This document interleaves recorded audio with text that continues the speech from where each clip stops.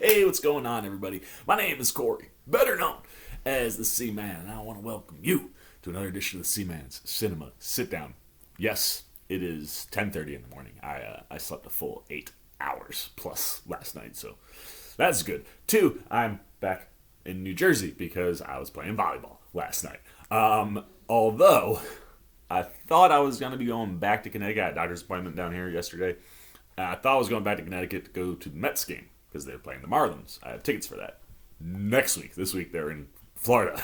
So I didn't bring my video camera with me. I brought my laptop. So I apologize now for any video quality or audio downgrades from what I normally do. I know the back in the day when I started the channel, I used the computer all the time, and the last time I was consistently using it, the audio wasn't always the best.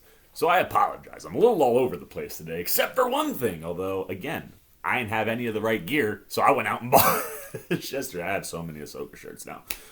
But I love me Ahsoka Tano, so I'm cool with it. I've got a new shirt.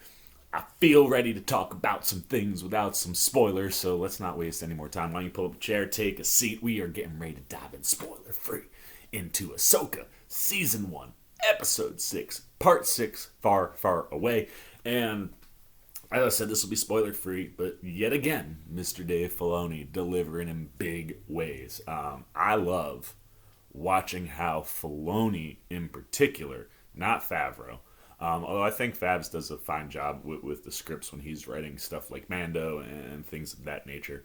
But when Filoni is doing it, even the smaller episodes where there's not a lot of big pop Star Wars action, but more dialogue driven and characters in rooms and expanding the world, like the way he is able to not only give you a story that's satisfying and delivers on things that we've been waiting for, right? There's a few things that we've been waiting on in this series, and seeing Filoni start to get to those things is super exciting, and the payoffs have been fantastic.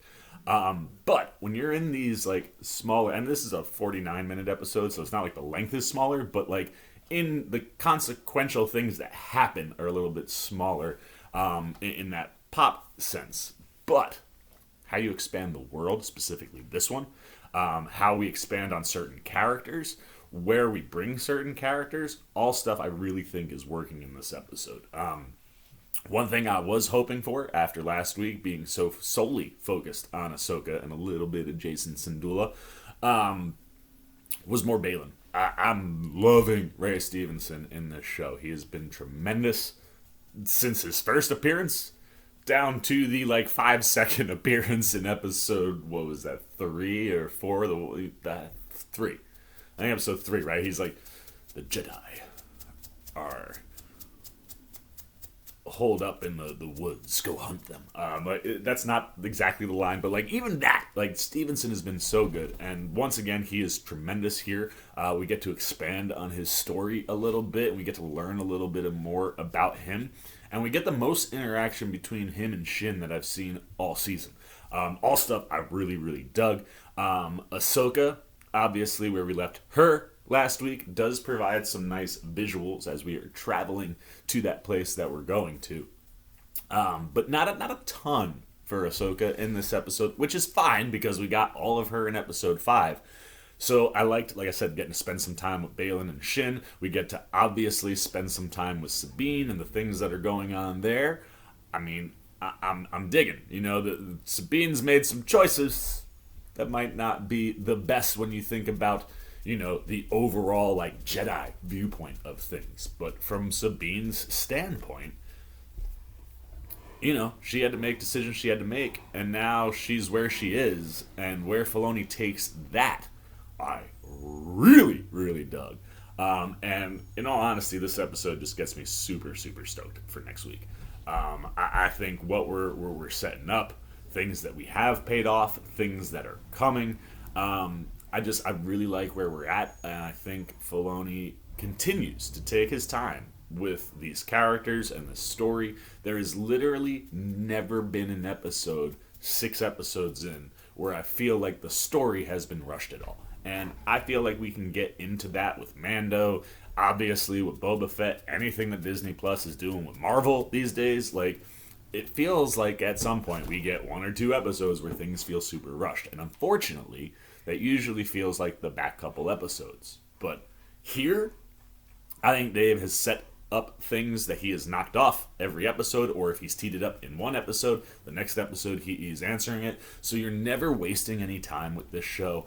And I don't feel like we have 8 million things we have to address. I do feel like there is more story to be told, and I certainly hope we either get a season 2 of Ahsoka or a straight up live action Rebels season.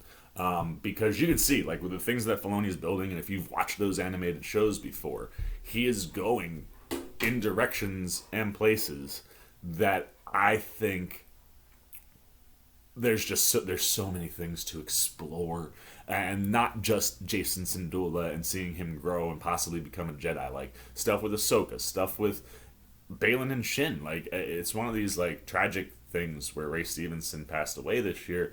We won't get him back as Baylan, but I feel like Baylan's character could be around for a while, and I like that Filoni never rushes it. He just tells the story that needs to be told, and while he's telling it, he's setting things up for himself to go play with later. So to this point, Ahsoka for me is right in line with Rebels, Clone Wars. It's that kind of quality. The storytelling is there. Like, it's exactly what we all hoped for from Dave Filoni. And then, like I said, when you're talking about the visual stuff that's put on screen, there are some really cool things this episode, even if it's not like super poppy Star Wars stuff, although we do get a little bit of that. And what we do get in that realm, I dug specifically for the character that was involved.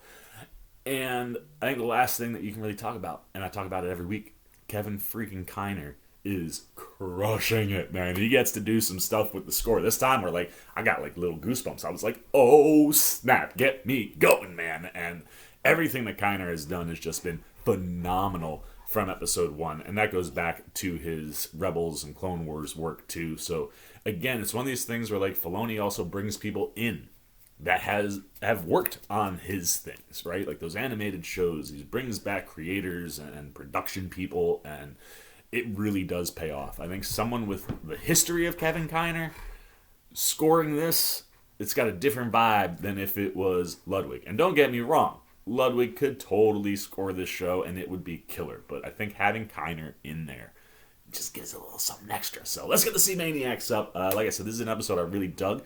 It's not huge on the action standpoint, because that's something that we see most episodes, and there's a little bit of action in here, and it's not, it's just not littered with it the way the last few episodes have been.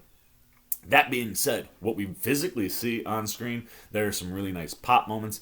From a writing standpoint, I think Filoni is really, really crafting something that we're going to look back on at the end of the season, or look back on 10 years from now and go, man, that Ahsoka season 1 was so special. And what he's building, what he's paying off for us is really clicking. I'm loving the performances. This is a really good one for Ray Stevenson and Ivana Sakno with Baylan and Shin. You get some more for Berdizzo with Sabine in this one. There's some other things going on that are connected to Morgan that I thought was really, really cool. And across the board, like I said, everybody that's popping up in this thing is absolutely crushing when they are doing the performances, and then Kevin Kiner is just wrapping this thing up with a nice little bow with just an absolutely stellar score. So for the Seaman, I'm gonna drop from last week. It's hard, man. Last week was like a religious experience, man.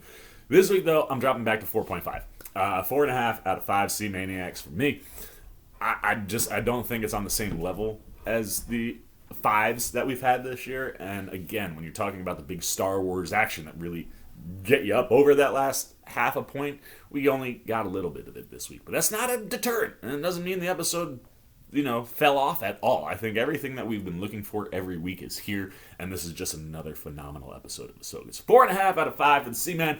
Now it's your turn. I want to know what you're thinking, man. If you're watching Ahsoka, do you come from the animated television viewing audience? Is this your first foray? What about this episode, without spoilers, popped for you? Did you feel like the payoffs were well worth it that we get this episode? Did you like the visual things that we see in this episode? Did you like the story that was being built for each of these characters and the world? Anything that you guys have, whether you're a Rebels fan, not a Rebels fan, just a mild Star Wars fan, anything, good, bad, indifferent, on Ahsoka, Season 1, Episode 6, Part 6, Far, Far Away, put it down below in the comment section. I look forward to talking to you down there. As always, if you enjoyed this video, please give me a thumbs up. And if you're new, you want to come hang out with the C-Man anytime we're talking movies, TV, trailer, reactions, you want to be here for my last two, well, I guess 3 reactions. The reaction for this episode will be coming later today, tomorrow. 2 more coming up. You want to be here for any of that coverage. You dig the vibe. You want to show a little love and support. Well, hey, come join C-Maniac Nation. It's super easy. All you got to do is jump over there, hit that subscribe button, hit that little bell if you want those alerts. And until next time for the C-Man's Cinema Sit Down, I've been the C-Man. I'm signing off. Peace. Oh, you guys are still here. You snuck up on me. You must be looking for more of this guy. Well, I got 2 video options for you, man. Right up here and right over here. And if you want all those C-Man goodies, well, hey, come join the squad right on over there, and I'll catch you on the next one.